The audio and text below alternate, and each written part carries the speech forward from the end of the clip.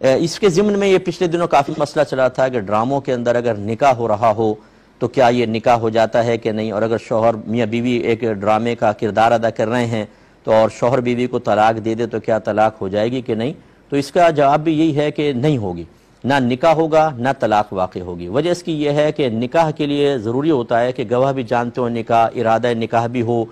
اور پھر اس کے علاوہ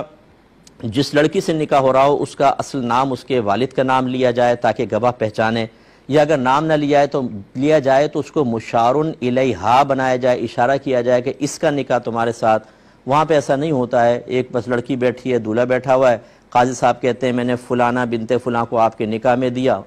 یعنی کردار والا نام بیان کرتے ہیں، اصلی نام بھی بیان نہیں کرتے، دولہا کو بھی پتہ ہے کہ کچھ نہیں ہو رہا، تو اس سے نکاح واقع نہیں ہوتا۔ یوں ہی اگر طلاق دیتا ہے اور میاں بیوی بھی ہیں، ہاں اگر وہ، تو اس سے طلاق نہیں ہوگی۔ کیوں؟ پہلے اس کی وجہ سمجھ لیں، طلاق نہیں ہوگی وجہ اس کی یہ ہے کہ جو اسکرپٹ میں لکھا ہوا ہے وہ تو وہ اس کو دہرا رہا ہے، اس کو حکایت کرنا کہتے ہیں، ایک چیز کو بعینی بیان کر دینا، اس سے طلاق واقع نہیں ہوتی۔ جیسے ہم اساتذہ، ہمیں پتہ ہے، ہم کتاب و طلاق جب بچوں کو پڑھاتے ہیں تو اس میں کتنی مرتبہ یہ جملہ بولتے ہیں میں نے اپنی بیوی کو طلاق دی،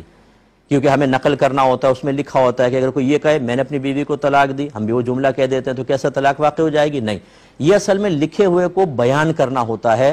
ایقاع طلاق یعنی طلاق واقع کرنے کا ارادہ نہیں ہوتا تو اس سے طلاق واقع نہیں ہوگی۔ ہاں اگر ڈرامے میں شوہر یہ ارادہ ہی کر لے کہ میں اس کو طلاق دے رہا ہوں اپنی بیوی کو، پھر ہو جائے گی، لیکن اگر صرف اسکرپٹ کے الفاظ دہرانا مقصود ہیں تو پھر طلاق نہیں ہوگی۔